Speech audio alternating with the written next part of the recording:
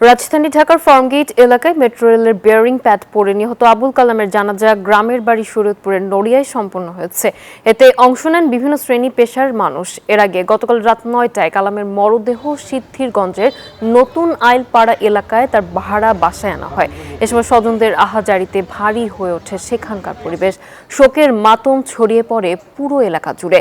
নিহত কালামের পরিবারের ভরণ পোষণের দায়িত্ব নিতে সরকারের প্রতি দাবি জানান এলাকাবাসী ও স্বজনরা।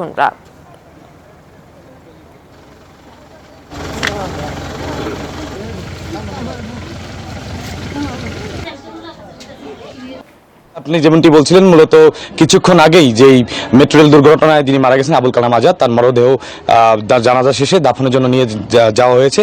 তার যেই বাড়ি রয়েছে শরীয়তপুরের নড়িয়ার ঈশ্বরকাটি এলাকায়, সেই এলাকাটিতে কিন্তু এখনো পুরো থমথমে পরিস্থিতি, অর্থাৎ শোকের মাতম বইছে। আমরা কিন্তু দেখেছি সকাল থেকে এখানে সর্বস্তরের লোকজন এখানে এসেছেন এই জানাজার দিতে। তার এছাড়াও যেই পরিবারের আত্মীয় স্বজন রয়েছে তারা কিন্তু আহাজারি এবং কান্নাকাটিতে ভেঙে পড়ছেন। বিশেষ করে তার স্ত্রী, যেহেতু তার দুটি ছোট ছোট শিশু সন্তান রয়েছেন, এই ছোট শিশু সন্তানদের কথা চিন্তা করে তারা কিন্তু একটা অনিশ্চিত ভবিষ্যতের দিকে চলে যাচ্ছে এমনই তারা বলছেন। অর্থাৎ এখানে সরকারিভাবে ৫ লক্ষ টাকার অনুদানের কথা বলা হলে সেই অনুদানের মাধ্যমটিকে এখনো কিন্তু এই পরিবারের হাতে পৌঁছায়নি। তো সেক্ষেত্রে কিন্তু তারা কিন্তু অনেকটাই ভেঙে পড়েছেন। কিন্তু আমরা জানতে পেরেছি, আমি একটু কথা বলার চেষ্টা করবো ওনার স্ত্রীর সাথে, আমার সাথে যুক্ত একটু কথা বলার চেষ্টা করবেন।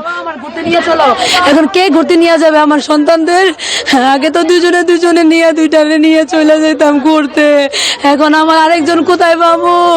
আমার কলিজায় কই গেল? আমার কলিজার কে নিয়া ঘুরতে যাবো? আমার কলিজার কো নিয়া কেমনে আমরা ঘুরতে যাবো? এই যে আপনার তো সরকার থেকে ৫ লাখ টাকা অনুদানের কথা বলে, সেটা আপনি এখন পর্যন্ত পেয়েছেন কিনা? আমরা এসব কিছুই পাইনি। ওই পর্যন্তই সরকার অনুমোদন দিব, ৫ লাখ টাকা শেষ।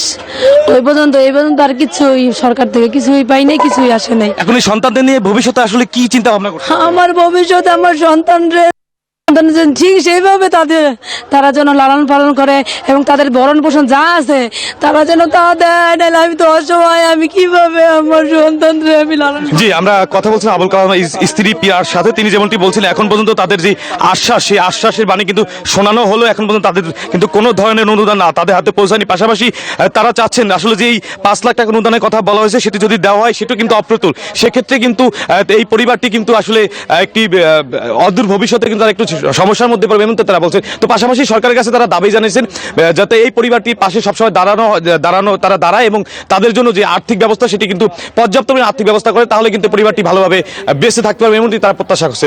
নাফিসা, এই ছিল শরীয়তপুরের ঈশ্বরকাটি থেকে আবুল কালামের বাড়ি থেকে সর্বশেষ। বিধান, আপনাকে ধন্যবাদ। বান্ডেল থাকলে প্রতি সেনমানিতে টাকা বাঁচবে। বিকাশ সেনমানি বান্ডেল কিনে জিতুন প্রতি লেনদেনে।